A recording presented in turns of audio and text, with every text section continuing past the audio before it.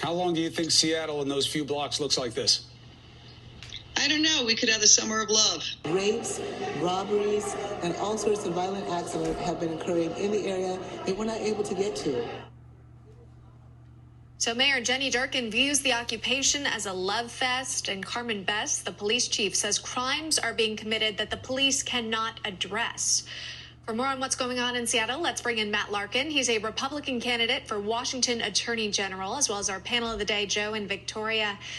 Matt, it's good to see you, and because you're in Washington, I've got to ask, do you have any idea how long this occupation will go on and where local leadership is at, what they do to plan to get this takeover back under control? Sure. Well, thanks for having me. Well, you heard the mayor. It could be a summer of love, which I think is a total cop-out from our leadership here. And that's the biggest missing factor in all of this, or where are our leaders at the city level and at the state level? The governor's been fairly silent. He put out one statement. At first, he denied that it even existed. And then he put out one statement and used 2/3 of it to bash President Trump. And then the mayor seems to be ignoring it and brushing it off as a summer of love type event, a hippie festival. And the attorney general here is silent on it, hasn't said a word. So that's the real problem. We don't have leadership here in Washington. They're rolling over and letting this go unresolved.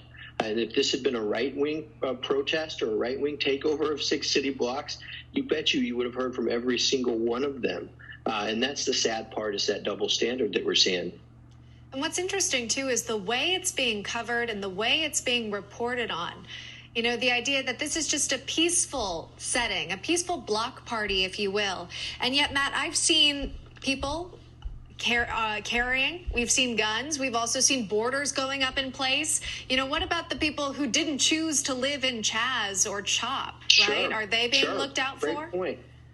No, well, I actually went down and visited it because I was curious. It's about 30 minutes from my house, and I saw some very unpeaceful activities going on.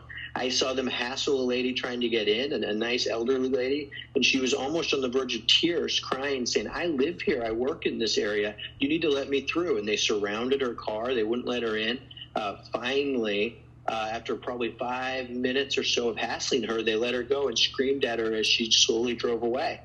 That's not orderly. That's not peaceful. As I walked in, there were some scary people standing at the gates to get in. And yes, there are gates and walls, which is ironic. I think when those people would call for a borderless country, the first thing they do is erect walls.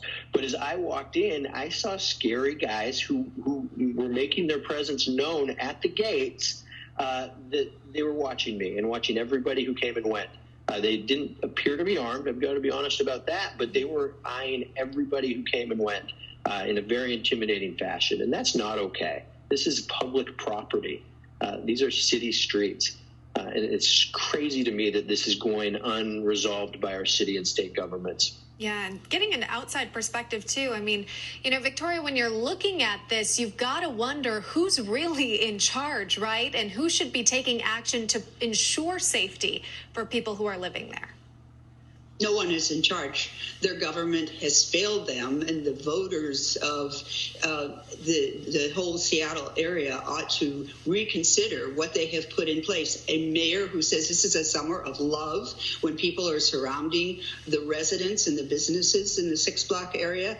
I mean, Chaz Chop and that's what I'm calling it, is a disaster and an embarrassment, but even more so is the coverage by the media. Have we seen one interview, not one, of a resident or business person who works there?